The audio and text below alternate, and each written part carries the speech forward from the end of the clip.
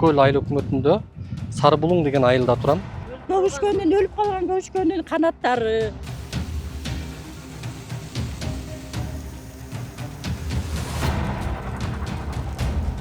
Мындай чыгат ичинен. Мындан башканын баары чыгат. Бул даже жакшыраак, канаттын баары чыгат. Мына бул биринчи марлиден өткөндөгүсү. Андан экинчисине анын сыртына буну такканбыз. Мында да жүрөт мына курт. Тирүү курт жүрөт майда. Санитардык кызмат заключениясын чыгарып бериптир. Бирок ичип келатат экен мени. Элдин коопсуздугуна бир нерсе боло турган болсо ким кепилдик алат анын? Жоопкерчилиги кимде?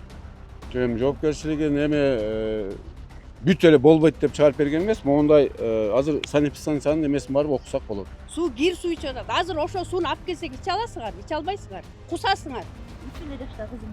Чыкканда эле тишим антип чыкты.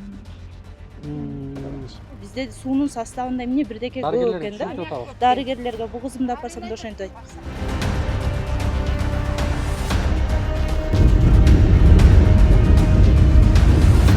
Ошо чаңдын кесепетинен болуп мына адам өмүрү кыйылды. Ошо чаңдан көрбөй калып, кагышып келип атканда экинчи машина көрүнбөйт. көрүнбөйт. Таза суу маселесин бочканы алмаштырууга ушуну кепилдеп бере аласызбы? Алмашабы? Эми азыр бочканы алмаштырганга бизде область деңгээлде каражат жок. Азыр райондордо фонддор бар, ар бир райондо 30 миллион. Мына ушул чот ал. Айла жок, анан кайда барат? Келечекте балдар кандай болот экен? Биз ой, бүт элден ашып калыппыз.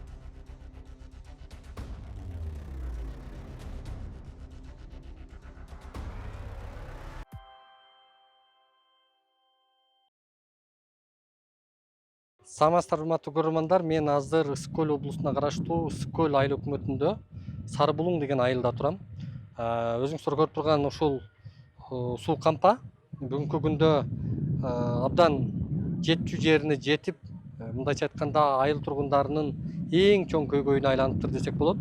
Мунун ичинде көгүчкөндүн өлүктөрү, көгүчкөндүн боксактар, мындайча айтканда бул бир тең болсо, экинчи жагы ушул жактан чыгып аткан, ушул жактан ичип аткан эл курт суу ичип аткандыгын, бүгүнкү күндө ден соолукка өтө кооптуу экендигин белгилешип бизди чакырды. Алдыда сиздерге жергиликтүү бийликтен, тийиштүү мамлекеттик органдардан суроолорубузду берип, жоопторун алганга аракет кылабыз. Атыңыз ким? Менин атым Тыныстанова Ажыпаркүл. Ушул айылдын тургуну болом. 15 Канча жылдан бери ашты. жашайсыз? 15 жылдан бери жашайм ушул жакта. Ушу мен келгенден бери ушу суубуздун көйгөйү такыр бүтпөй койду. Жылыга оңдотобуз, жылыга мотор алабыз, жылыга күйүп кетет. Таза суу менен чыгарабыз дейт, губернатор укпайт. Ага да кайрылдык, акимге да кайрылып көрдүк. Баары бүтүп айыл өкмөткө кайрылдык. Аяктан эч кандай жардам болбогондуктан анан силерге кайрылып отурабыз.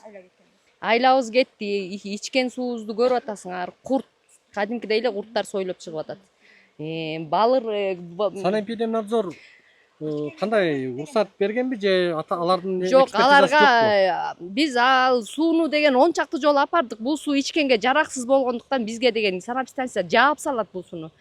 Жаап салганда ичүүгө болбойт деген ичүүгө болбойт. Чечими бар ичке. Азыр мунуңуздар жарылып кетти. Азыр жарылып кетти. Кечинде эле оңдогон, кайра жарылып кетти. Ушул айылды 2 айылга бөлүнүп, жолдун үстү деп коебуз, соп айыл. Суунун ичкенине бул неме 2 айдан бери суусу жок отурат. Же бизде агын суу жок. Суу башка жактан келбейт. Кайрак жер. Анан огородко анча-мынча айдап койгон нерселердин баары, эмгегинин баары элдики талаага кетип атат. Ичкенибиз курт суу, жолубуздун кебетеси бул. Эч ким көңүл бурбайт. Анан айлабыз кетип, сизге кайрылдык элдер. Мына бул биринчи марлиден өткөндөгүсү, биринчисинде ичинде быжырап курт жүрөт. Андан экинчисине анын сыртына буну такканбыз. Мында да жүрөт мына курт. Мынакей. Ал сүзүлгөндөн кийинки чынына дагы суу мына мындай. Анда да тирүү курт жүрөт майда.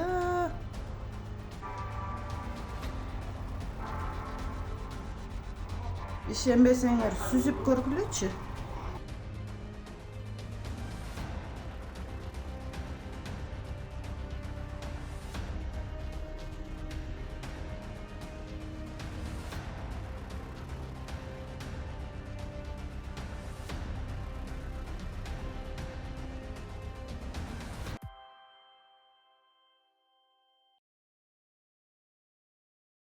Урматтуу Москвадагы мекендештер, Кыргызстанга жүк салууну каалап, бирок кимден жиберүүнү ойлонуп жаткан болсоңуз, биз сиздерге ишенимдүү ишкерди сунуштайбыз. Бул ишкердин аты жөнү Зайырбек Маматкаримов. 12 жылдан бери иш алып барган командасы сиздин аманатка кыянаттык кылышпайт. Кыргызстанга салган жүгүңүздү күндүн аптабына же кыштын ызгаарына калтырбастан атайын жүк сактоочу кампасы Бишкек шаары Профсоюз көчөсү 38/1 дарегинде жайгашкан. Жүктү Москванын бардык жеринен өздөрү алып кетет. Алган жүктү Кыргызстандын 7 дубанына жеткирүүнү да кепилдешет. Кыргызстанга жумасына 2 машина жиберилет. Жүк баасы көлөмүнө жараша 500 рубльдан өйдө баланат. Дареги Нижегородское метросу, Перовское шоссе 9, строение 7. Байланыш номерлери +7 926 788 70 70, +7 929 624 63 64. Урматтуу Москва шаарындагы мекендештер, ден соолук өмүр булагы демекчи, үй бүлөңүздүн саламаттыгына да кам көрүүнү унутпаңыз. Айдент медициналык борборунда стоматология, гинекология, урология, терапевтин андан сырткары балдарды сүннөткө отургузуу кызматтарын сунуштайт. Менин катталуучуларым үчүн 20% арзандатуу жана рентген кызматтары акысыз болот. Ошондой эле ишемби күндөрү гинеколог, жекшемби күндөрү терапевтин кабыл алуулары бекер. Айдент медициналык борборунун эшиги 24 саат бою сиздердин кызматта. Дареги Текстильщик метросу, Люблинская көчөсү 17, 3-корпус. Айдент. Ооруга асыл мекендеш. Суубуздун көбөйтөсү бала чака иштери ооруп атат, кир суу ичип атып, ичкенге болбойт деген менен муну жаптырып салсак, санэпидстанция келсе такыр эле суусу жок калган атпайбызбы. Анан ошону менен эле Жоктон көрө жогору деп тунут ичип атасыздарбы? Анан жоктон көрө жогору деп малжан. Видео салдыңыздар да, 1-чи, 2-чи, 3-чү этаптан өткөзүп, Марлиден ошол суулар ошо туура ошондой чыгып анан сууну кандай ичип атасыздар? Биринчи этабы кандай? Биринчи алып келдиңиздер, алдыңыздар бул сууну. Не кыласыздар? Бул сууну сүзүп ичебиз, 2 сыйра, Ирина. Бул сууну сүзүп ичебиз, 2 сыйра. Фильтр койдурганбыз. Ал фильтрибиз деле бир 2 айга жетпей толуп калат экен. Кум толуп, ширелип. Анан балдар ичсе, жалаң балдар ич ооруй берет, больницага текшертсек, жалаң курт чыгат ичинен. Жалаң ушу суунун кесепетинен да тиштери дагы бузулуп атат, ошо балдардын ден соолугуна да зыян болуп атат да, ошо. Айла жок ичип атабыз. Бочкабызды алмаштырып, таза сууну карап берсин бизге деп атабыз, кайрылганыбыз. Балдардын баарын убал болду, кичинекей балдарыбызга. Мен Жумакөл, 40 жылдан бери ушул айылда жашайбыз. Союз кезинде кичине жакшыраак болчу, Союз тараган ушундай сууга түшүп калдык. Жок дегенде бочканы алмаштырсын, тазартып берсин сууларыбызды. Ошо көйгөйлөрүбүз. Кичине тазаланып да турса жакшы да. Проект боюнча 2000 жылдары проект менен бул таза суу деп кирген. Анан бооларды Сопа айылдын боо жарымына боо бочкалар орнотулганда, ошондо бу эски бочканы алып келип эле ортодон акчалар желип кетип, могу сууну коюп берген бизге анда. Бизде ак үйгө анан ошондо суу менен камсыз болду деп документация ошондо жасалыптыр. Ошо кезде 2001 Кайсы жылы? 2001 жылдар болуш керек. Анан ошондо санэпидстанция келип 2 бочканы текшергенде суу ичкенге жараксыз деп берилген. Андан бери бир да келип санэпидстанция көргөн жок. Биз текшерип барбы десек эле жап салганда биз мындан башка суу ичерибиз жок. Анан айла жок ичип Бул атабыз. суунун ремонтуна биз деген жылга 1000 сомдон төлөчүбүз. Жаңы жыл декабрда 1000 сомдон чогултуп берчүбүз. Анан быйыл бизден ар бир түтүн башына 54 сомдон төлөйсүңөр деп муниципалдык таза неме суу киши башына төлөйсүңөр деп чыгарып берди. Азыр ушул сууга төлөйсүздөрбү? 36 сомдон төлөйбүз. 2 айдан бери суу ичпегендер деле төлөп атышат, айласы кетип. Анан бул сууну ызылдап атып 54 сомдон 36 сомго түшүргөнбүз. Биринчи оңдоп бергиле, карап бергиле. Же ошол акчаны чогултуп алып атышат дагы болуптур, светине жарымы кетсин, жок дегенде хлор салып бербейби? Хлор салып тазалап ар жак бер жагын ичине көзөмөлдөп койсо болот да. Анан кимге кайрылабызды билбей калдык. Айлабыз кетти, балдардын ден соолугунун баары кетип атат. Муну көйгөй боюнча губернаторго чейин чиновниктер билеби? Билет. Баары эле билишет, баары билет. Акыркы жолу ким эмне деп убада берди буга? Айылга. Акыркы жолу ошо 54 сомдон деп, 36 сомдон деп ызылдаганда айыл өкмөтү апрель айында могу бияка боо жаңы көчөгө суу жетпейт. Мына айыл өкмөт деле өзү келди. Оңдотуп берем деген апрель айында оңдотуп кошобуз деген апрель эмес, мына күз келди. Бул жакта айыл жана президент берген машина турат. Кимдин машинасы бул? Айыл өкмөттүн машинасы. Assalomu alaykum. Айыл өкмөт мырза, сизби? Саламатсызбы. Атыбыз Улукбек биз, журналистпиз. Сиздин аты жөнүңүз? Урмат. Бозгонов Урмат Иманғазиевич. Айыл өкмөтүсүз бул жерде. Айыл Кайсы айыл өкмөт? Скөл айыл өкмөт. Келиңиз, могу жерде отуруп сүйлөшөлүк кичине мындай, келиңиз. Текущий ремонт кылганга 500 000 сомго райондук фонддон акча сурап 500 000 сомго текущий ремонт кылган атабыз, Кудай буюрса. Качан? Тендер өттү уже. Мамлекеттик сатып алуулар веб порталына жарыя жайгаштырылган. Качан? Кече бергенбиз. Буга чейин дагы Азыр датасын көрө аласызбы? бергенбиз. Порталдан көрө аласызбы? Көрө алабыз. Буга чейин да тендер бергенбиз, бирок бир эле подрядчы катышып калгандыгына байланыштуу жеңүүчү аныкталган эмес. Сиз канча жылдан бери айыл өкмөт болуп иштеп атасыз?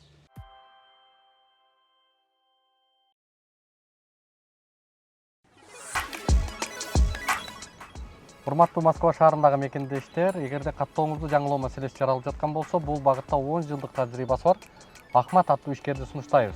Ар күнү Москва шаарынан Казакстан чегара өтмөгүнө кирди чыкты кызматтарын көрсөтүп турган дал ушундай ыңгайлуу автоунаалар каттап турат. Коопсуздук талаптары сакталган ар дайым тажрыйбалуу айдоочулар сиздердин кызматта. +7 977 110 34 11. Урматтуу кыргызстандыктар, мен Чүй 279-даректе Тагыраагы Техноплаза дүкөнүндө турам. Бул дүкөндө сиздерге керектелүүчү үй оокаттары, тиричилик техникалары, ашкана буюмдарынын баары бар. Эгерде сиздер ушул заманбап кир жуучу машиналардан баштап, телевизор, бул жагында кондиционерлер, муздаткычтар, газ плита, бүт баардык ушул үй оокаттарын дал ушул дүкөндөн тапсаңыздар болот.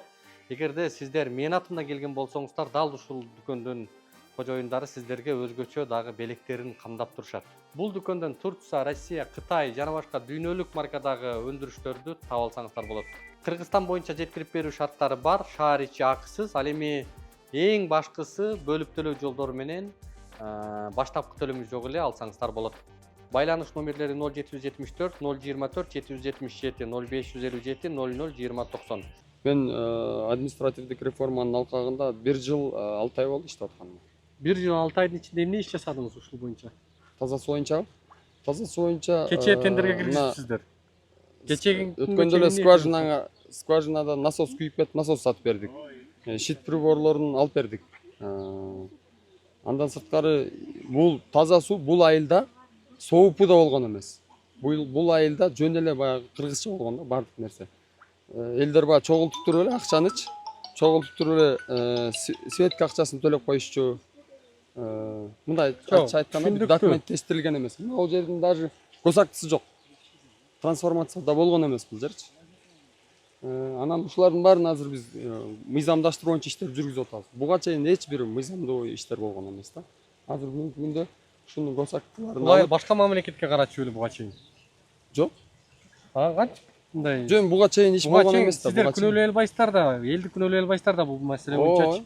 Буга чейинки правоприемник катары сиздер түздөн-түз жооптуусуздар да буга. Ооба.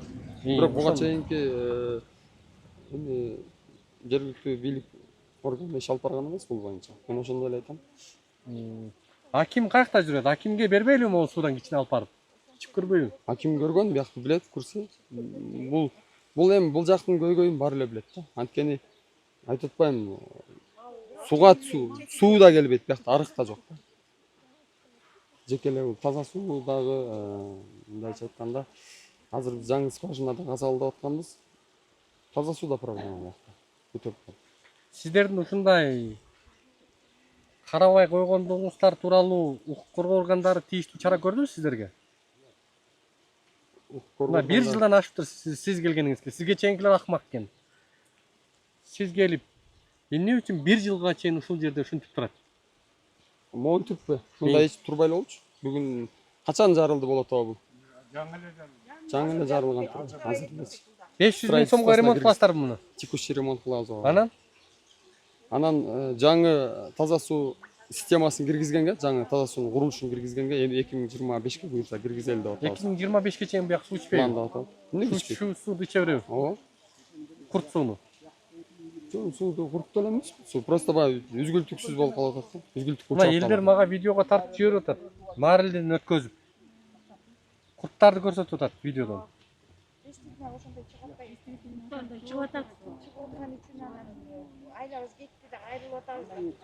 Аким бияктабы? Ооба, аким бияктап эле. Байланышып көрө аласызбы? Келе алабы ошол жерге?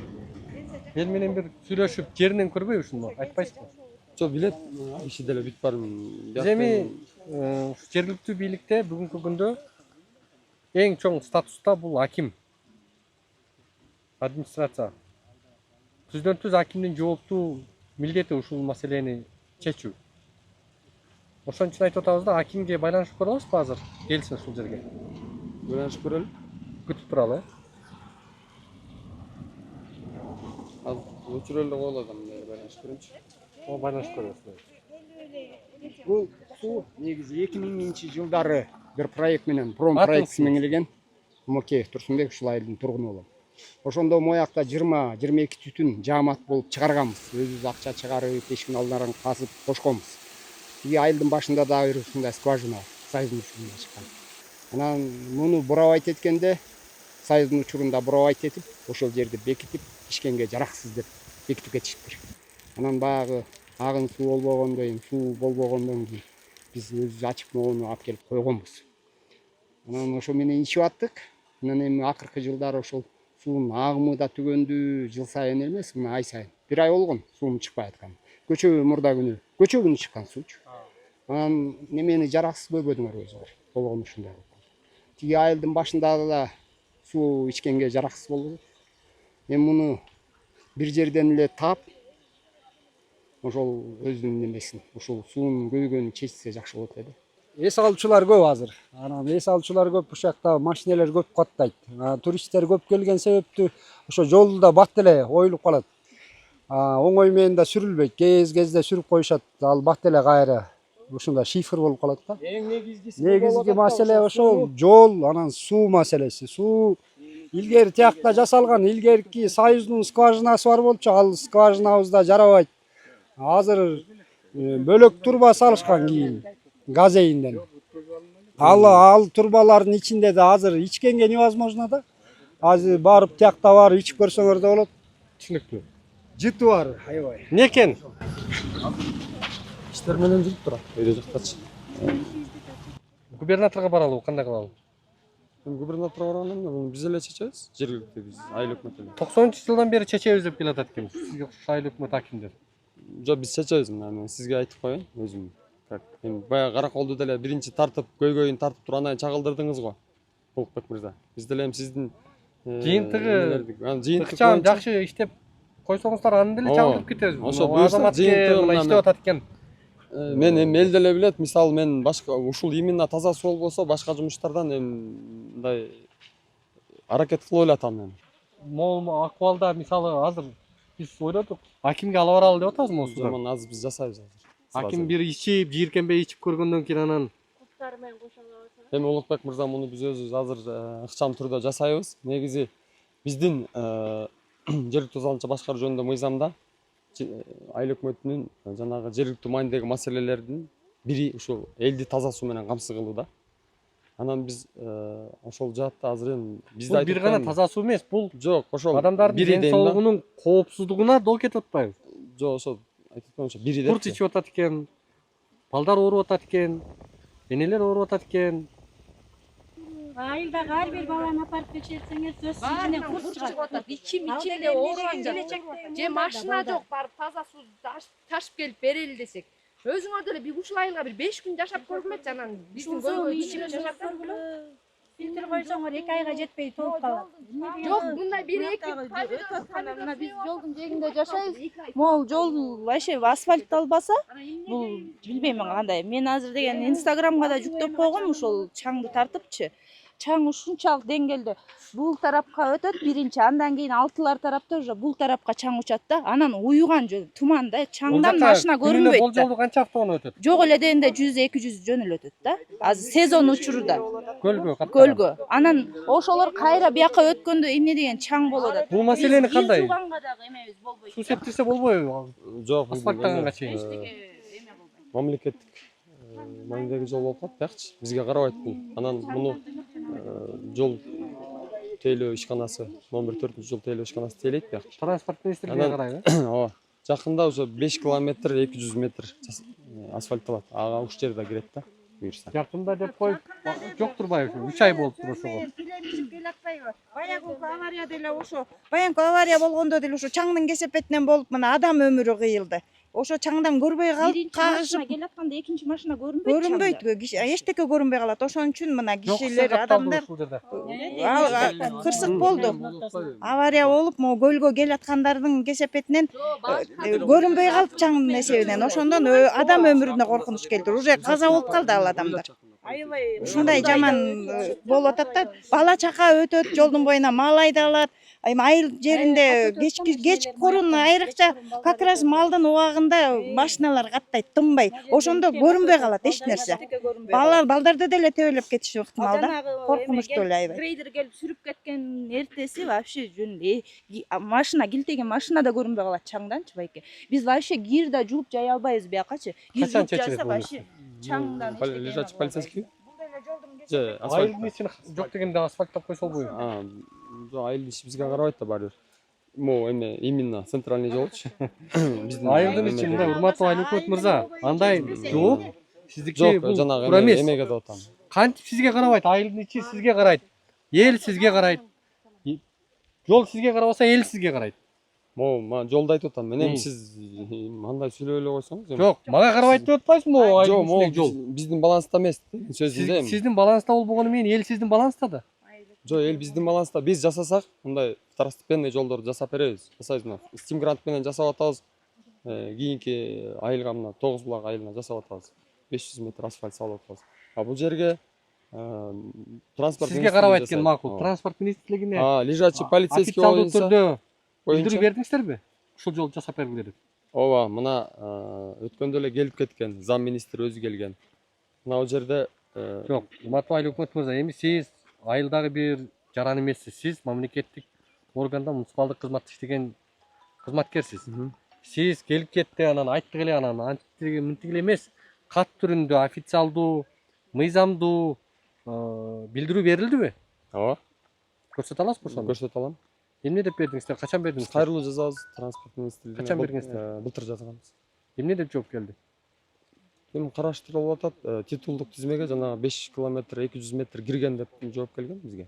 Жок, ички жолду сурап атам эми. Муну айыл ичиндеги Айыл ишин чаңдатуу маселесин чечүү үчүн асфальттаганга сизге карабаса айыл ичин караган транспорт министрлигине кат берилдиби? айыл ичин биз жасашыбыз керек аны. Айылдын жанагы берки иштериндеги жолдорду боо мамлекеттик деңгээлдеги жолдон сырткаркы айыл ичиндеги жолдорду биз жасашыбыз керек. Биз аны айткан жокпуз. Биз мына жол жолунда сөз кылып атабыз. Ошол боюнча айтып атам мен дагы. 5 километр 200 метрге берил титулдук тизмеге кирди деп жооп келген дейм мен. Ошо 5 километр кайсы жерден кирет ал? Тетиги асфальт башталып бүтүп атпайбы? Тетиги кийинки айылда эме бар. Канча километр айылга чейин? Могул жакынкы асфальттан 1-2 километр болот. Бирок эгерде бул асфальттарды ала турган болсо, дагы узарат да анда. Айыл бул асфальттар да эски да. Буларды алып салып кайра жаңы асфальт сала турган болсо, анда дагы узарып калат да. Ошондо жетпей калабы? Ошондо бул айылга баш жагына жетип калат. Бизде мен атым Динара болот, ушул жактын келини болом. Суу проблемасы көп жылдан бери эле биякта мен келгенге чейин деле көп абаларыбыз, жеңелерибиз, аталарыбыз баары эле жабыркап келаттыр негизичи. Анан сууну күндө эле айтабыз, биз суу чыгарып эле биз жака такыр жетпейт. Биз бияк жакта жашайбыз, такыр жетпейт. Анан суунун көрдүңөр да кандай экенин, теси кандай. Ошол сууну мынакей дагы деле ичип келатабыз. Ден соолугубуз уже кетти, баарыбыздыкы элечи. Кийинки балдарыбыздын келечегин мисалы ойлосок, аябай кайгырабыз да негизичи. Жаның кейт өзүбүз эле уже кандай ооруга чалдыгып атабыз. Анан ушул проблеманы жогорку жака жеткизип айтып берсеңер аябай жакшы болот эле, үнүбүздү ошол жака угузуп, анан ушул проблеманы аябай батыраак чечип берсеңиздер жакшы болот эле. Рахмат. Мынакей мен көрдүм, 3 эле жашта кызымды. Чыкканда эле тишим онуп чыккан. Баардык эле балдар ошо суунун натыйжасын эмеси да. Бизде суунун составында эмне бирдеке көп экен да. Дарыгерлерге бу кызымды апарсам да ошентип айтты. суунун составына балдарбы чоңбу барсак суудан ии маяк жактан келдиңерби дейт, сразу билет да. Сары булуңдан келсеңер уже сууңар начар, ошон үчүн ушундай тишиңер ооруп ушундай болот. Азыр эми силер кеткенден кийин бул сууну жаптырып салабыз. Өзүңөр чыктыңарбы, сууңар бүттү, жабылсын деп салышат да, биз эмне ичебиз? Бүттү, силер кетсеңер суусу жок калышыбыз да мүмкүн азыр биз. Жаап салыш да мүмкүн водокачкаларды. Ким айтат аны? Айыл өкмөттөн тиги немелерден айтып коюш мүмкүн да. Баягы күнү ызылдашсак анда жапкыла сууну деген. Анда жаап салгыла деген. Аны сууну жапсасак эмне ичебиз биз? Көрдүңөр тиги түпкө барыш үчүн жолубуздун кебетеси, эмне ичеби? Жолго кантип барабыз? Ташып ичели десек. Же башка жактан тоодон суу келбесе бизге. Жаңы эле байланып жарым сааттын эле эмес да. Мындай чыгат ичинен. мындан башканын баары чыгат. Дабыл, Канат панаттын баары чыгат. Мунун учуна байлап коесуздарбы? Мындай ала албайбыз сууну, такыр ала албайбыз. Муну сөзсүз жолукту чыгып калайбыз. Мында байлап алып. Бул даже жакшыраак. Канат панаттын баары чыгат. Мунун ичинен. Сапсары болду. Моңарды карайсыздар, баклажканы Муну ичесиздерби кандай? ичкенге алып койгон. Мына уже баклажкада саргат. Бул баягы бензин саткан бензин пурустардын эле эмесинде болуп калыптыр го суусун. Ушундай болуп бутылка идиштерибизде ушинтип кетет даже. Ал бул азыр кичине тумгураак көрүнүп атат да. Бүгүн түнөп калып эртең менен көрсөң укмуш страшный уже. Жашы сапсары суу болуп калат. Сары кебетеси. Идиштерин же ичине уже чугуп калат да. Эметип. Отко суубузду алып кетиңиздер. Бул уже эмеден сүзүлүп калган сууну алып калатабыз да. Жаңы кое бергендеги сууну алсаңыз. Эртең мененки ачылгандагы суунун жытынан да Чыкты? чыкты. Айылдын башына жетсе, айылдын Мындан анан тигинден экөөнөн тең алып койсоңор, экөөтөн укмуш ичкенге. Шунан ичесиздер. Шундан ичебиз, айла жок. Азыр тазарып калды да тиги бочка көпкө агып атыпчы. А негизи жаңы чыкканда Тандап көрөйүнбү?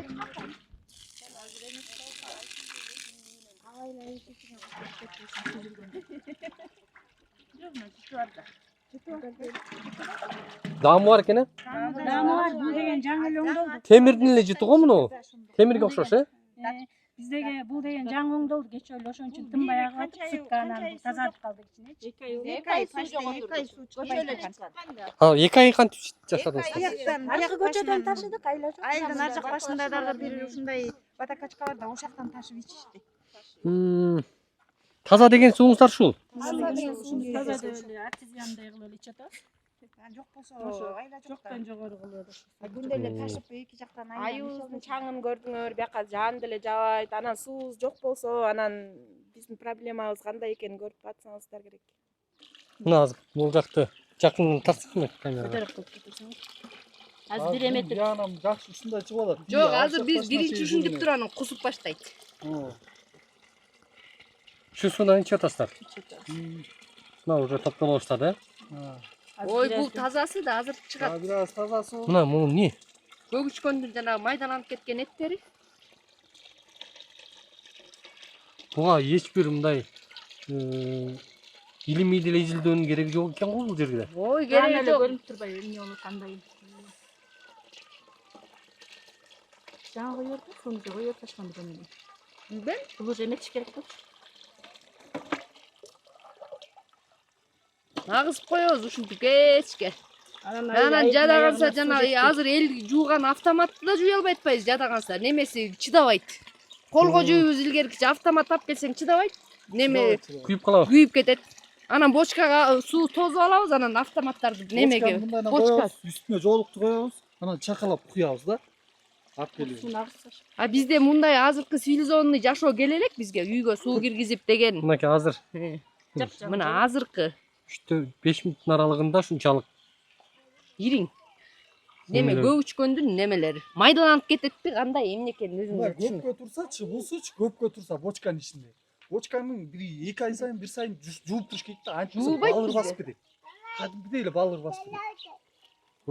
А баягы фильтрлесек дагы, баягы тазалайт го шаардыкны. Фильтрлесек дагы анда вообще жыты бар. Кадимгидей ичкенге невозможно. Жанагы бизде айыл өкмөтү азыр 36 сомдон төлөп атпайбызбы? Жаңы жылдан бери төлөп келатабыз. Эмне үчүн ошол акчадан кичине бөлүп хлор салып тазалап бербейт да? Суу келди дегенде эле коколоп башташат. Айдын аяга келгенде суунун акчасын төккүлө. Өчүрөбүз азыр сууну деп. Анан жүгүрүп мына жакында эле насос күйүп кетип, насос чыдабай күйүп кетти. Насос алып жака алмаштырып бердик да.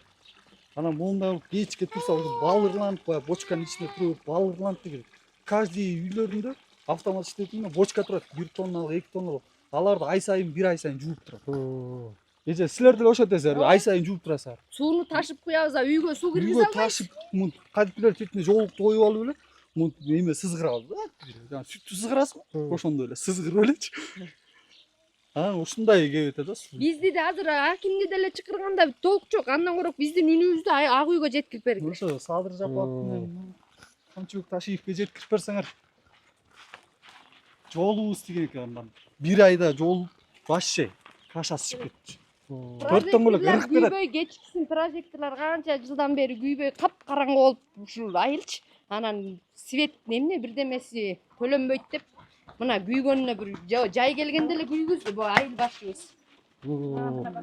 Свет капкараңгы, неметпейт. Көчөнүн баары капкараңгы. Азыр деле прожектордун бириси күйсө, бири күйбөйт ушундай. Акимдин аты жөнү ким? Акимдин ким экенин деле билбейбиз. Акимди тааныбайсыздарбы? Жок. Алло. Мына барташ. Аким жаңы болду окшойт да. Аты жөнүм Улукбек. Фамилиям Карыбек уулу, эркин журналистмин. Сиздин аты жөнүңүз, кызматыңыз? Каныбек Адиев, Төп райондук мамлекеттик администрация башчысы. Жаңылбасам буга чейин аким болуп иштеп тургансыз, Иштеп турганбыз. Агай, бул келгенде эле ушу интернеттен бизге кайрылып, азыр эми көйгөйдү эч бир жерден жашырып болбойт. Коомчулукка бат эле жетет. Анан кайра ушул жакта келин кыздар видеого тартып атып, салып атып, маалилерден 1 эмес 3 рет өткөзүп, анан ошол жерде курттарды көрсөткөндөн биз мындай чыдап отура албадык да. Ошондуктан бул айылга келип, коомчулукка көргөзөлү, коомчулуктун назарына жеткирели. Анын башында ушул биздин жогорку кызматта отурган мамлекеттик жетекчилерге жетет бул маселе. Мына ошонун көңүл бурулуп, ичине бул айылдын коопсуздугу, балдардын коопсуздугу, энелердин коопсуздугу, ден соолугу деген маселе приоритет коюлуп, жөнгө түшөбү деген үмүт менен келип атабыз. Биринчи суроом мына ушунда да. Ушул айылдын тургундары ошол сууну ичүүгө санитардык талаптарга ылайык келеби? Санитардык талаптарга муну текшерилген, ылайык келбегендиктен биз бул маселени көтөрүп 23-жылы. 22-жылы АТР болгондо биздин Төп райондук мамлекеттик администрациясы биринчи. Биз ушуну 185 токтом иштелип чыккан өкмөттүнчү. Ошонун ичинде биздин 16 айыл аймагы таза сууга кирген. Ошо менен акырындап жасалып келатат. План боюнча бул Ысык көл айыл аймагында быйылкы жылы биз 4 деп атабыз, бирок 2-ни КССын жасап, кийинки жылы баштайбыз. Бүгүн санитардык талапка жооп бербейби? Санитардык талапка ошол келгенде биздин санэпидстанциябыз айткан. Ушундай буну башкадан казыш керек депчи. Ичкенге болобу экен бул сууну негизи? Эми санэпидстанциянын анализи боюнча алар жаңы жасаш керек деп чыгарып берген бизге. Демек ичкенге болбойт. Болбойт. Бул көйгөй качан жаралды? Бул көйгөн 22-жылы ошондой болуп мен ошон үчүн демеге киргизгем. 22-жылы пайда болуп атабы же 22 жыл болду буга? Мен эми 22-жылы кайтышкан. Илгертен ушу илгертен бери ушундай экен. Сиз билгениңиз 22-жылы анан мен буну ошол токтомго киргизгенмин да. Таза. Анан бул жерде бир нерсе бар. 2012-жылда атат, 2015-жылы булар немеге беришиптир. Бирок кабыл алынбады, узуучу болгон прокуратура иш козгогон маселе болгон экен, 4,5 миллион облус фонддон бөлүнүп, ошондо дагы тур эмес жасашкан экен да. Андан кийин эле оңдоп берели десек, булар 4,5 миллион акча бөлүнгөн тигинде болгон экен деп токтоп, бирок биз ошого карабастан 185 токтомго киргизгенбиз биз. Бул айылды. Бүгүнкү күндө айыл эли айтып атат, бул суу ушул таза суу менен камсыз болгон айыл катары тизмеге кирип отчетко кетиптир дейт. Жок. Таза суусу керек деген токтомдо турат булчу. Ал туура эмес. Мен сиздерге айтайын, таза сууга муктаж деп сиздер токтомдо турасыздар. Азыр эми бул өзүңүз көрүп атасыз. Азыр биз бул жакта сууларды жеринен да тарттык.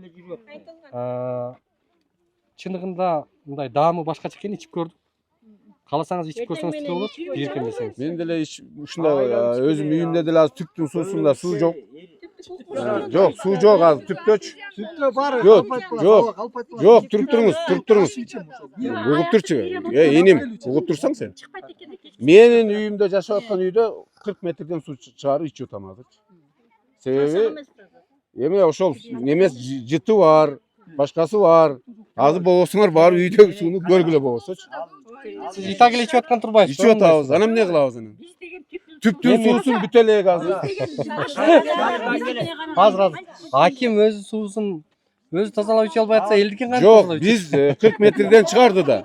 Анан кийин 40 метрден чыккандан кийин ошо сууну азыр ичип атабыз. Ичкенге болуп атат.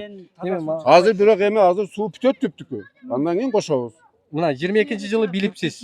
Азыр сакталабыз. 22-жылы билипсиз. Мына таза суу маселеси бүгүн ичкенге болбойт деп санитардык кызмат заключениясын чыгарып бериптир. Бирок ичип келатат экен эл. Элдин коопсуздугуна бир нерсе боло турган болсо ким кепилдик алат анын? Жоопкерчилиги кимде? Жөн жоопкерчилигин эми бүт эле болбойт деп чыгарып берген эмес. Моундай азыр санэпидстанциянын эмесин барып окусак болот. Не деген? Дагы эми муну тазалаш керек деген корутундусу бар да. Тазалаш керек. Тазалап. Качан тазаланды?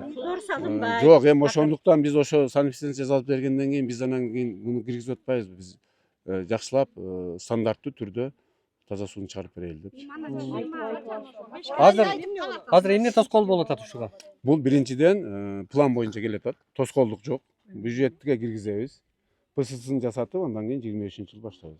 Азыр билесиздер, азыр таза суу Госстройдон азыр Айыл чарба министрлигине өтүп атат. Бул боюнча биз азыр өткөрүп берүү иштери жүрүп атат. Бүткөндөн кийин биз тиешелүү ошол министрге барып туруп, анан ошол 5-6 айылды киргизебиз деген өзүбүздүн планыбыз бар. Жок, бул нерсени азыр эмне тоскоол, эмне үчүн токтоп турат иш? ПССын жасаш керек, проектсин жасаш керек. Ким жасаш керек аны? Буну эми Госстрой жасайт. Азыр эми Минсолкомго өтүп берсе, Минсолком жасайт. Буга чейин планга киргизебиз. Буга чейин ушул маселени техникалык тийиштүү документтерин даярдоого эмне үчүн иш кеткен жок буга чейин? Жок, башка айылдарда кетет. План боюнча келатат да. План боюнча келатат. План боюнча келатат. Бул мындан да маанилүү планда турган айылдар барбы? Суусу жок айылдар бар, ооба. Ушундай акыбалдабы? Ушундай акыбалда. Суусу жок айылдар. Кичөөрүктү, Күрмөнтү, Ак булак айылдарында жок. Алар мындай угуп туруңуздар. Алар ошол жактан мына жөн арыктан суу ичип атат, туурабы? Арыктан. Эми алар да кайтып атат таза эмес деп. Мал агат, тигиндей болот деп атат. Жок, айтып атпайбызбы? План ошол план боюнча келет атат. Булай суу ичип атканы, курт суу ичип атканын губернатор билеби? Бул боюнча билет, Курсе. Биз муну киргизип, депутатыбыз да билет. Биз аны менен сүйлөшкөнбүз. Быйылкы жылы ПСДсын тактап биз 4 айыл деп атабыз. Акылбек Тогузбаевич 4 айыл деп атканбыз, бирок азыр жок дегенде ушул Сарыбулак менен Ынтымак деген көйгөй ушуну киргизип бериңиз деп сүйлөштүк. Канча убакыт керек эми? Качан киргизип бересиздер? Эл дагы канча убакыт? Монда көбүткөндүн азыр немени өткөрүп берүү иштери болсун. Мен кийинки жумадан Айыл чарба министрлигине барып туруп, алар менен да сүйлөшүп, ПСДсын эгерде 1 айда бүтүрөбүз десе, может быйыл деле баштап калсак.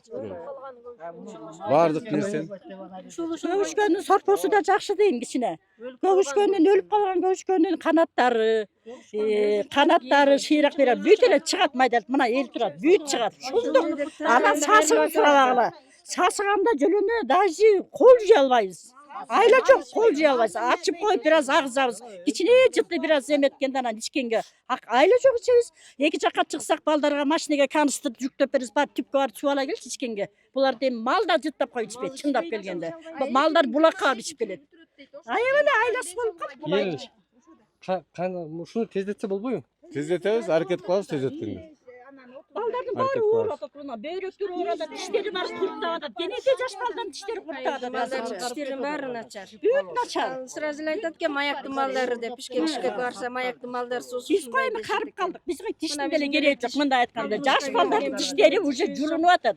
Beşke çıkpan baş yaş balların dişleri julunup atат. Jalan sudan böğröktür uğrup atışat ballar mınakey. Bayınsa da jürüşet samsalap. Jaman ele bolot o zayabayla.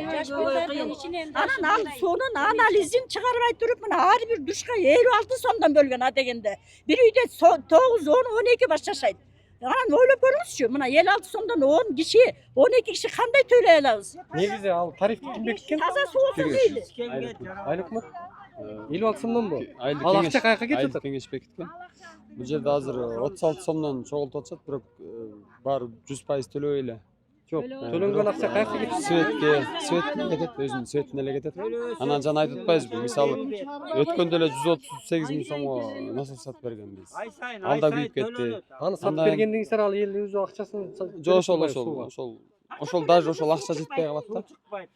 Жок, төлөнгөн каражат канча түштү мына акыркы кварталда? Тазасынын бухгалтери бар, келсеңиз эже. Ой, биз даже баягы 3 күн суу жок болду. Суу берилбей бир 30 киши суу бериле электи. Анан ошолор үчүн калганы суу ичпей коебузбу деп токтотуп койду. Бир ай эле ичпей коебуз, бүтө суу чыкпайт деп узулдасак чыгарды. Канча таза суудан канча акча түшөт? Бир айда. Эми бир айда биякта 18 000 түшөт. 18 000 сом түшөт. Биякта бизде эме оператор контролер бар, ал зарплата алат. Анан светтин акчасы ошо менен бизге эч кандай акча калбайт. Бир жылда канча каражат түшөт? Биз мына быйыл эми январдан баштап бияка бизге өттү. Бул эме мурун отдельно болчу да өткөндөн кийин. Сиз бухгалтер Анан экенсиз, мен бухгалтермин, о. Анан ошондо 200 канча миң, 215 миң түшүш керек бияк айыл боюнча. Biz bu ayıl imam olabız. Böyle ay saytı versin. Biz anda kıyımlı Kuday'a şükür bana. Biz 23 yıl başı işletkanımız. İmamsız gelip Kuday'a şükür. Zaman jakşı gördük. Ayıldan sonra iman dolu Kuday'a şükür bizde buna. Buna öz bilimci ıntımaktı buna. Jakşı Kuday'a şükür. Ana bizler joğarı jaka julkuldap dele, bulkuda barılkan yeri yok. Kuday'ın atın günün görüp atağız. Kuday'ıma jalbarı koldosun öyle. Emine oşul. Ana bu jetkende mi gelindir çıkırıp, jetken çıkırıp. 2 aydan beri emelestet, 2 aydan beri su yok. Kanday jaşoda oldum su. O savrı çıdap geldik o çıdap. Mına bilmem mi bizim önümüzden jete bir Kuday'ıma amanatımız. Oşul. Bir Kuday'ga amanatımız. Жеткир эми, жеткир. 2 айдан бери суу ичип элексиздер бизде. Кандай канча түшөт? Шаардан ташып келип атат, маршрутка Кайсы айылда? Могу 3 айылдын маршруткасын айтайын мен. 3 чоң койгой. Полный канистр баклашка. Экинчи, үчүнчү бул шаардан ташып ичип атышат. Канча ай болду? Где-то 1 айдан ашты уже. Жалаң баклашка. Сиздер азыр Сарыбулуң эмес, кайсы айыл? Аркы ынтымак. Ал айыл да ушундай. Биздин да суу чыкпайт. Bir gün çat, bir gün çıkmayt. Bir gün çat, bir gün çıkmayt. Көчө алмашып чыгат. 3 чоң койгой бар да, 3 чоң койгой. Ошолорду сүйлөшөбүз да. Маршруткага канистр болуп берилет. Тарткандай эмес, ушул жерде турасыздар го сиздер. Эми бизде де мына ушул эле көйгөй экен. Көйгөй болгондо эң биринчи суу. Ынтымак Сарыбулуң айылы. Ынтымак Сарыбулуң. Бизде деген жанагындай бул водокаскадан мурун салынган бул айылдан. Айтып бердиңиз азыр. Анан жанагындай биз 50 сомдон төлөйбүз, 54 сомдон. Бул айыл 30 сомдон төлөйт. Анан кийин суубуз деген жана восьмерка сорбойт, китайский насостор менен бир көчө ичет. Силерге шорпа кылып берип аткан турбайбы? Сончо кымбат турбайбы? Бир көчө бир күн суу ичебиз, бир күн суу ичпейбиз. Анан элдер жана айыл башында айтканбыз, ай, бир күн төлөп, бир күн төлбөйбүзбү депчи. Бир 3 көчөдө, бир күн бул көчө ичет, бир күн бул көчө ичет, бир күн очет дешишебиз да. Анан суу жанагындай боякка соткага мен таза эметкем 400дөн ашык экен. Опасный. Түшүнүктүү, мага ошонуңузда жиберип коюңуз. Экинчиси үйдө концерт. Алды балдар деген алды 45-50гө чыккан жер ара албайт. Мурунку айыл баш, айыл өкмөтү айткан жерге акча бөлүндү, трансферация болот деп. Мурунку кимден урматтан мурункусуна. Анан жок, андан кийинкиси токтосун болду. Ал айткан мына акча бөлүндү трансферацияга. Жер бөлүнөт. Андан жок эми ким урмат айтып атат, мына бөлүндү деп. Ошо бөлүнгөн акчалар кайда кетип атат дейм да. Бизде деген тетиги эмеде пансионаттар алган эле. Жылына биздин айылдан Мындай кылалы. Эми сиздердин эң негизги сууңуздар үчүн келдим мен. Сууңуздардын эле түйүнө жете эле артын. Шуну көтөрө эле. Анан жол маселеси.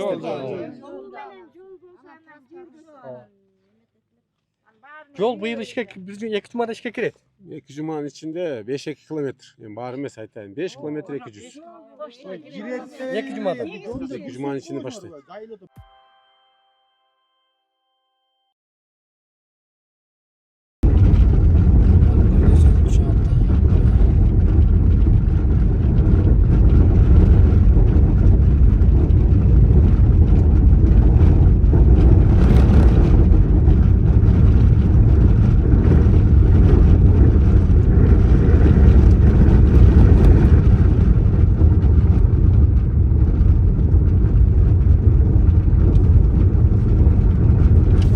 Урматтуу көрөрмандар, азыр биз турган жер бул Ынтымак айылы, Ысык көл айыл өкмөтүнө караштуу экен. Жогорудагы Сары Булуң айылындагы көйгөй дал ушул айылда да бар экен. Азыр ушул айыл тургундарына микрофон суналып, анан бул жака аким айыл өкмөтү да келген. Элдин суроолоруна жооп берет. Эми биздики ушу азыр кайтып аткан көйгөй экөөбүздүкү ушу жол менен эле таза суу. Таза сууну ушу сайыз тараган уже 30 жыл болуп калды. 30 жылдан бери ушу таза сууга жетпей келатабыз. Мына азыр ушул кезде бир көчөгө суу жиберсе, 2 көчөгө жетпейт. Ал черезден 3 күндө бир суу алышат. Толук алда толук жетпейт. Ичинин баары бүтөлүп калган, сайызын тазаланбаган. Мына эмгиче суу жок мына 3 айдан бери. Кир суу ичип атабыз. Мына кээ бирөөбүздүн өтүбүз жок мына. Айылдын көбүнүн өтү жок. Өтүн таш басып уже өт жок мына. Ден соолук жок, өтүбүз жок. Тишибиз түштү мына жаштайыбыздан протез кийип атабыз. Ошо суу эмне себептен? Суунун кирдигинен. Кир суу ичип атат. Азыр ошо сууну алып келсек иче аласыңар, иче албайсыңар. Кусасыңар. Бизди куспай этпейле мына биздин кенедей балдарыбыз эмне болуп атат мына. Ден соолуктары кетип атат. Биздики го бүттү. Ден соолугубуз бүттү. Кир суу ичип атып жалаң ошол. Обещать этесиңер, кылган эчтеке результатыңар жок. Мына жайлата суу чыккан жок. Бир көчөдө акса, 2 көчө 3 күн 4 күн суу жок. Жайлата обещать этип келдиңер, тазаламыш болдуңар.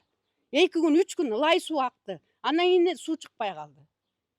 Ошо биздин көйгөйүбүз ошо таза суубузду тазалап чыгарып бергиле. Жол суу биринчи маселе да суу. Кайрадан микрофон өзүңүздөн да. Бул жерде жанагындай эле айылдагыдай көйгөй. Ынтымак айылы. Ынтымак айылында көйгөй, таза суу. Бул жерде мектепте көйгөй болчу. Азыр мектеп салынып атат. 2 этаждуу стандарт мененчи. Анан таза суу көйгөйү бар. Мына мен жана эле айтып кеттим, 1,5 миллион фонддон бөлүп бердим. Азыр Качан бөлүндү? Тендери бүтсө эле биз акча даяр беребиз. Тендер жарыяландыбы?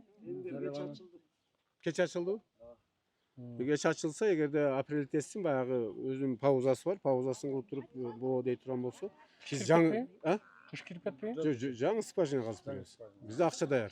Жок. Кыш болуп Жок, кетпейби? бул апрель-тесин немесин тендер Жеңүүчүн аныктасак эле жакын караларда эле болот. Канча убакытта көйгөй чечилет? Эми скважинаны 100 метрден казат.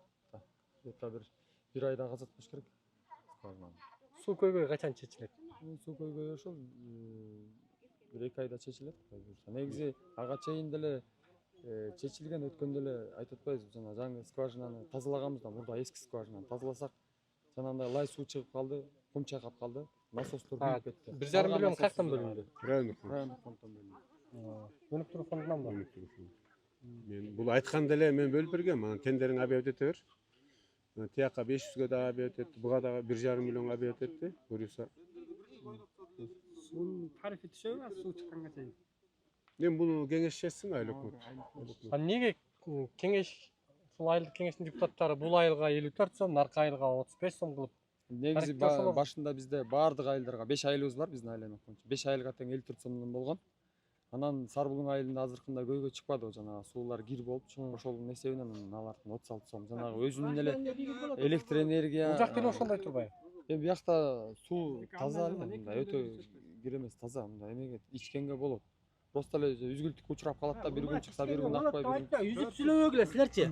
Ичкенге болбойт эле мына башынан бери, сайынан бери лай суу ичип атабыз. Турабы? Тура ачыгын айткыла тура да. Лай уже түшө баштады, сиз саргарып бүтүп бардың. Лай суу деп. Мына үчүнчүсү менен биздики бирдей эле. Майбай деле лай эмес, мындай Тунуту içse olur. Жок. Ağzından göstereyim o suyunu. Үңкүй оны оозуңуз басып туруңуздар айтпады нормально. Люкты мына бу, люкты бу. Ортон качан люгунан ташып ичип атпайбы?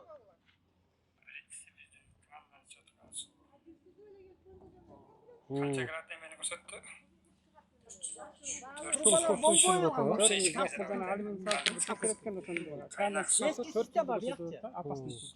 Аны Бишкектеги көчөн менен Бул негизи могу система эски союз убагында система. Шлак болуп калган могу трубанын жарым бүт. Акпайт ужачы могу канча напор бергенде деле бизге жетпейт тияктарга. Себеп дегенде эскирди да. Туурабы? Могу 85-жылдан бери болуш керек ушул система. Суу алып кел. Ишчилер ишсинер. Үчүнчүлүктө бочкасына чыгарып таптырды. Эл чогулуп эле мына. Бул жакка санэпидемнадзор келет. Мен азыр айттым, экөөнүн тең анализин берет мага азырчы. анализ кылган? Кылган анализ. Эч ким болобу экен? Жо анализин берсин азыр. Сиз билесиз? Болобу эч ким? 200-лүктү канча жыл айтап таштаган эле. Ишип келген да болчу. Бирок эми Айттылар таштак. булай действительно суу көйгөй маселе бияк. Жок. Чында. Тура айтты. Санитардык көзөмөл борбору заключение чыгарганбы? Эч кимге болот же болбойт деп. Бияк боюнча именно болот болбойт боюнча чыгара элек. Эмнеге чыгартпай атасыздар? Санэпидемнадзор чыгарган эмеспи заключение сиздерге? Анализин алып кетет да. Алып кеткенде таза деп жазып коюшат экен, топ экен, алар келип таза деп коет экен. Эмнеге суу кийип, акпайт жайланды. Анан эмне үчүн киши башына 54 сомдон төлөп атабыз? Мына ай сайын төлөйбүз, суудан калбай төлөйбүз. İçsek de içmesek de su çıksa çıkmasak da duş başına 54 сомдон төлөп атабыз. Ишенбейсиңер мына монтун ичип атам. Ооба биз ичип атабыз. Мына ушунтип эле ичип атам. Айла жок, анан кайда барабыз? Келечекте балдар кандай болот экен? Мис ой, бүттү элден ашып калды. Анан ушуну так ушуну ичип атат мынакей. Тура. Суу маселесин чечиңиз. Жолдук болду. Калган эл өзүнүн жанын өзү багат.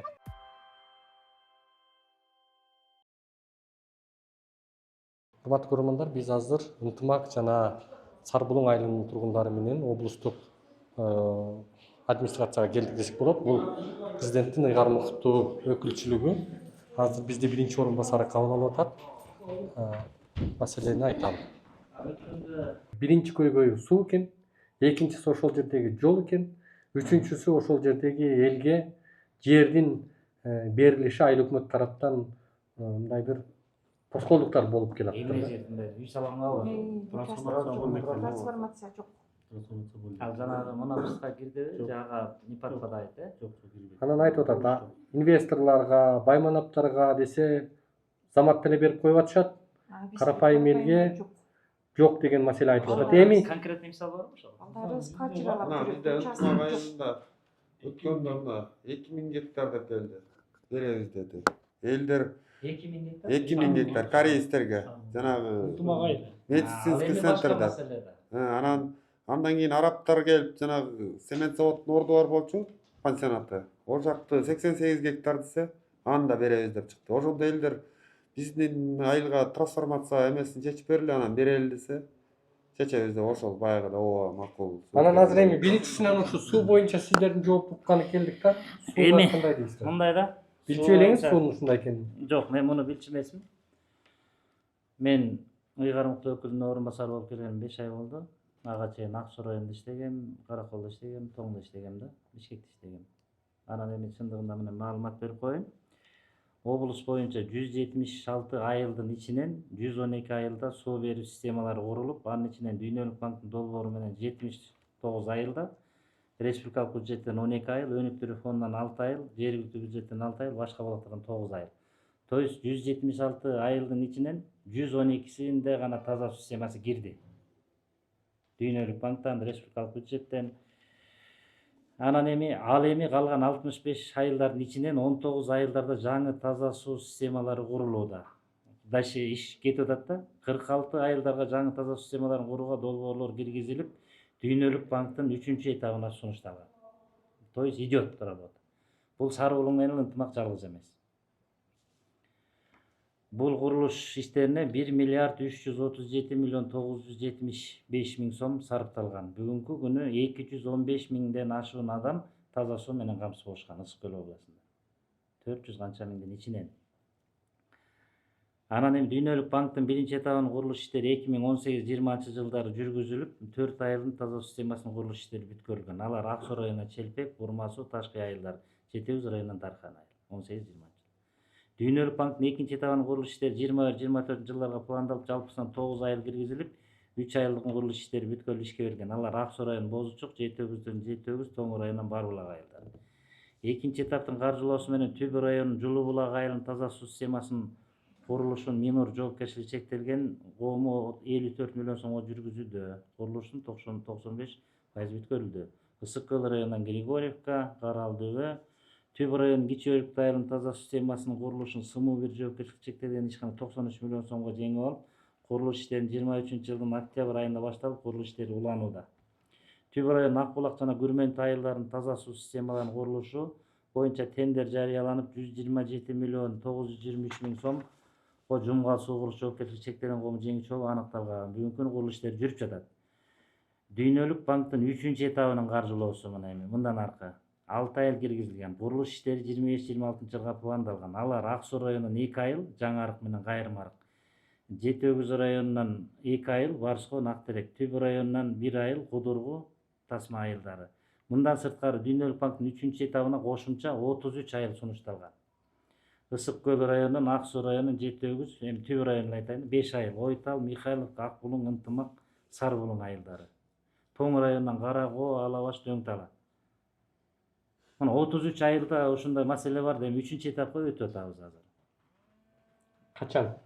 25-26 жылдары. Экинчи этабынын азыр жыйынтыктоо иштери жүрүп атат. Макул, анда бул Дүйнөлүк банктан каржылоосу менен ишке ашып кетсин ылайым. Бирок адамдар бүгүн 25-жылга чейин ким кепилдик берет, ал жердеги адамдардын өмүрүнө коркунуч жаралган жагдай болсо. Элементардуу эле ошол бочканы, бир бочка, 2 бочканы жаңылап койгонго Ал башка бийликтен жасап койсок болот. Жергиликтүү бийликтен же мамлекетте акча жокпу дейм да. Дүйнөлүк банкка сатышпайлы. Биз 2 миллион ушу Ускөл айыл өкмөтүнүн 2 айылына 2 миллион сом бөлүп бердик. Качан? Уже тендер ачылып, утуучуларды аныкталды. Эмне жумуштарыны? Ушул бочкасын алмаштырып, Ынтымак айылга 1,5 миллион, Сары Булуңга 500 миң сом. Кечиресиз. Азыр Биз бул айтканыңызды кечели аким да айткан да. Бирок ал жерде 500 миң сомго эч нерсе жасалбайт ал жерде. Мына Сары Булуң айылына карап көрөлү, деталдуу. Сары Булуң айылында 500 миң сомго сиздер бочканы алмаштырып коеюн деп атасыздарбы? Жок. Азыр жетпей калса дагы кошумча карайбыз деп мына жаңы. Ошону биз айтып атабыз. Ошол 500 миң сом аз. Ошону акимдин деңгээлинде эмес, губернатордун деңгээлине коелу ушуну. Ошол 2 бочканы убактылуу эле алмаштырып турсаңыздар, ал жерде мен ичине чейин кирип чыгып көрдүм. Ал дат басып, көгүчкөндүн өлүктөрү, канаттары, боктору анын ичине түшүп Ачып экен аны. Ооба. Үстүн жаап койсоңор болот деп ойлойм. Үстү кандай? Бочканын чирип кетиптир. Крышкасы бар да. Көгүчкөн каягынан кирип атат. Чирип Жок, үстүн жаап коюш керек да. Үстү чирип калган. Адам көтөрө албай турган деңгээлде эле экен почти. Мен ушуну өз көзүм менен көрүп келдим. Ушундай маселени эме камерага тартып, тигиндей мындай кылбай эле өзүңөр деле демилге кылып эле айыл өкмөт акимчилик эми көгүчкөн түшүп калды деп эми уят. Көгүчкөн түшпөй жатат экен алар. Эми мындай да эми үйдөгү деле сууну эшик алчу кылып койсоң чылым менен түшүп калат. Бочка ачык жатат. Суу чыкпаса ал бочканы жапкан жеринде толтур. Жок, эми мындай да. Бул 33 айыл деген бул деген ушул орчундуулугуна жараша тандалып кетип баратат да. Кайсы жерде маселе острый болсо, мындан да острый деп кетип баратат да. Мына мындай да эми. Суу мисалы үчүн азыр 21-кылымда азыр өнүккөн заман болбоду. Анан бир күнү бир көчөдөн агызып, бир күнү бир көчөдөн агызат.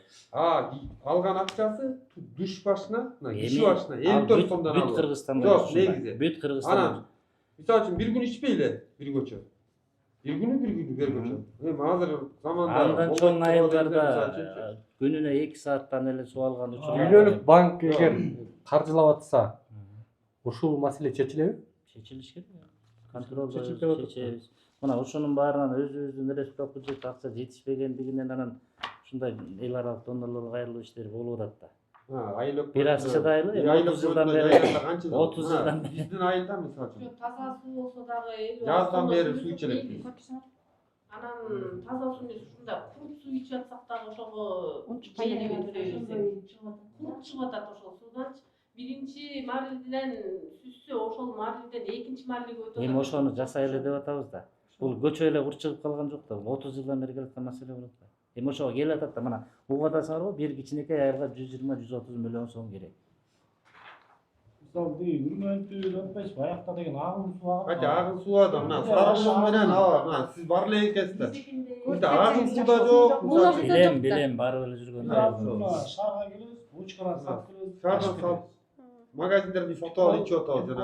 Күндө эле ташып иче албайсың, мына кир жууйсуң, кирчиликте. Жок, эми дүйнөлүк банк киргиче мындай убактылуу бир кичинекей акча менен жасап койчу маселе болсо жасайлы. Азыр убактылуу эл деле мисалы үчүн убактылуу жасап бергиле. Хотя мону бурут этирип мисалы үчүн. Азыр Даниярга бочкасын алмаштырганга тең өттү ужочу. Азыр жанагы 3 күндүк пока тынугу туруп атат.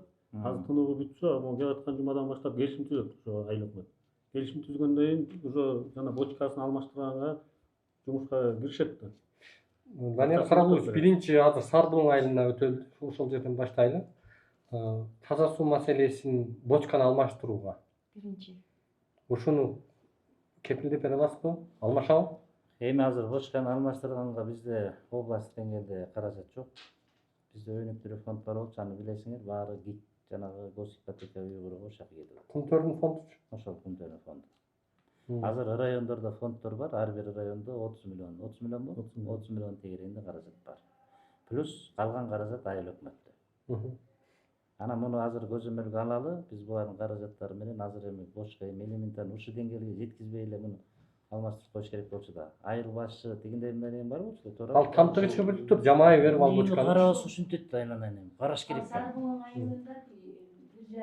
Айыл өкмөт бияка отурбады беле. Сеники эмес, меники эмес деп эле баарыбыз кайдыгербиз да анан.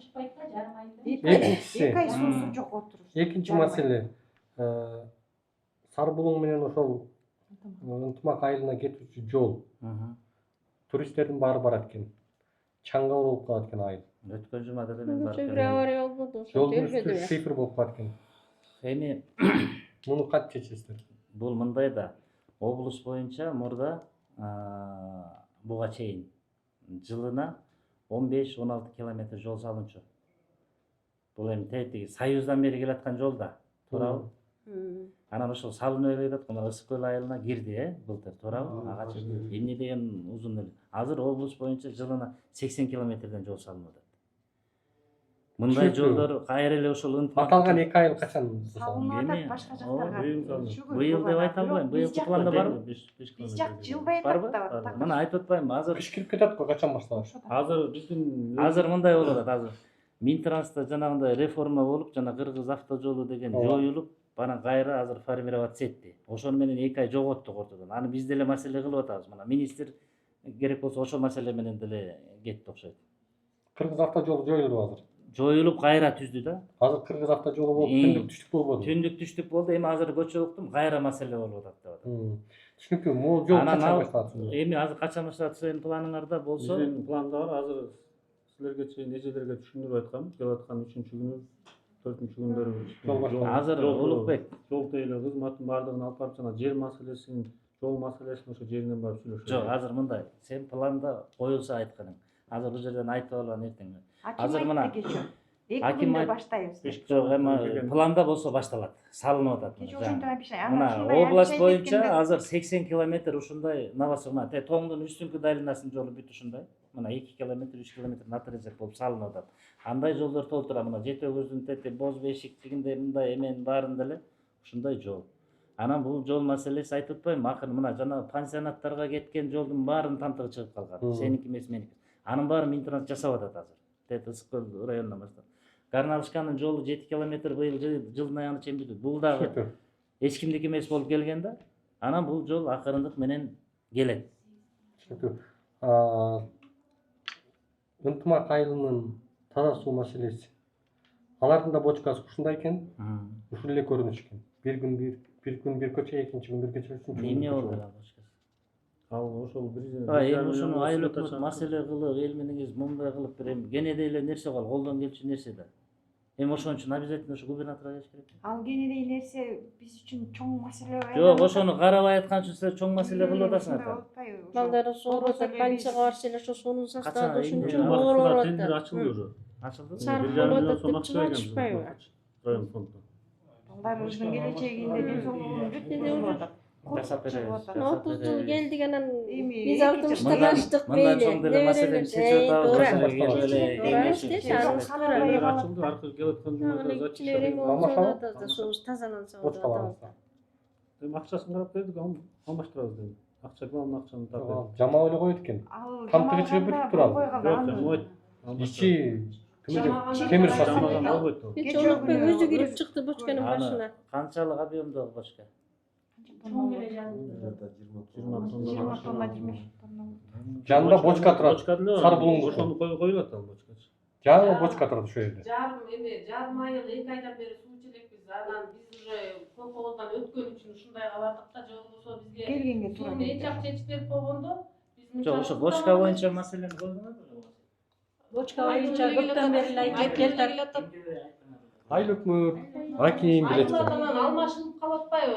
Жумуш жолуна барат, анан акимге киресиң, аким кайра башка аким болуп калат, ушундай болуп калып эле чечилбей келатат. Чечилбей келатат да. Муну эми көзөмөлгө алалы. Бул эми бочканын маселесин чечсек болот го. Ынтымактыкта деле мына бул эски бочкасы турат, а жаңы башня курган, жаңы башня курулган. Ал иштебей эле турат. Ал салынган иштеген жок, турат. Чыкпай калган да. Суу, эки скважинадан суу качать албай. Таза суу. Ошо эски бочка менен иштеп атат. Киргиш керек болот да ошо. Ошого мисалы үчүн жаңы скважина кошуп эле. Жок, аны деген аны кардинально жасаш керек. Аны жаңы скважинага далай акча коротуп алып, анан анын иштебей калып, аны бүт мына моундай түйөрдү менен жасаш керек. Данияр Карабулович эми маселени жеткизгенге кичине сизге түшүндүрүүгө аракет кылдык. Ушул маселени буга чейин сизге жетпептир. Эми өзүңүз жеке көзөмөлүңүзгө алып, президенттин ыйгарымдуу өкүлүнө жеткизип, бул ишти кайра коомчулукка ушул жасалбады, кайра ушул эли ыйлап, кайрадан ушундай көйгөй көтөрүлбөштүгүнө өзүңүз кепилдик берип, маселени өзүңүз жетектеп бериңиз эми. Эми мени WhatsApp номеримди жазып алгычы. 773-109-109. Күнү түнү любой убакта жазып койгула, сүрөт тартып салып койгула. Сразу реагировать этебиз. Мындан чоң деле чечилбеген маселелерди баарын кеңеш 773-109-109. Менин WhatsApp номерим ошол. Тетиги билайын жаңы башталган деле алгам, ошондон ошол номер келет.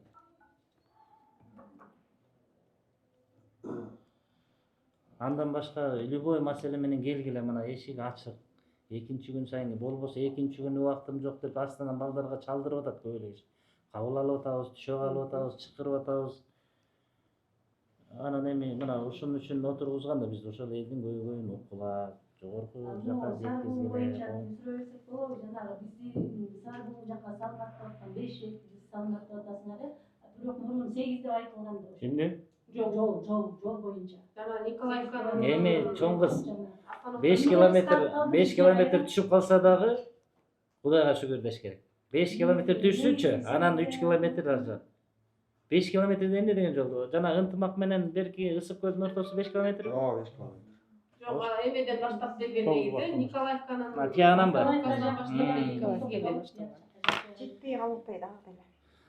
Эми айтып атпаймынбы, мындай маселе жеке эле ушул түптүн сары булуңунда болуп, башка жерде болуп калбаса, анда барлап эле чак мунусун туруп салмакпыз да.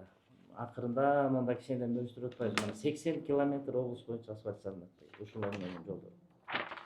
Анан Кудай буйрса мына Тоңдун үстүнкү долинасы деле өмүрү асфальт болгон эмес. Өткөндө барсам далай жери, Кудайга шүгүр. Эми дагы бар маселелер. Бирок далай жери асфальт болуп калды. Мынаны атай сиздерге атап алып келгенбиз да, муну албайм дейсиң. Өзүң көрөм дейсиң. Өзүңүз көрүңүз. Анда сиз жардамчыңызга берели муну. Сиз кызмат баткес мындай ыкчамдатып туруңуз ушуну көргөн сайын. Айыл өкмөттөр чалып. Мен деген ынтымак айлана барам буюрса, жергиликтүү бийликтер менен баралы, намесида сүйлөшөлү. Ошондон дагы мындан башка баягы эмеде баргам. Бала бакча беле жанагы тияка көчүп, тияка көчүп. Мектептин жерин көчүрүп. Ал жүрүп атабы? Анан эми ошондой чогуу чаран Мына мага жетпесеңер видео обращениеге салып коелучу. Любой бар. Чоң рахмат. Каалаганыңызга, көңүл бурганыңызга.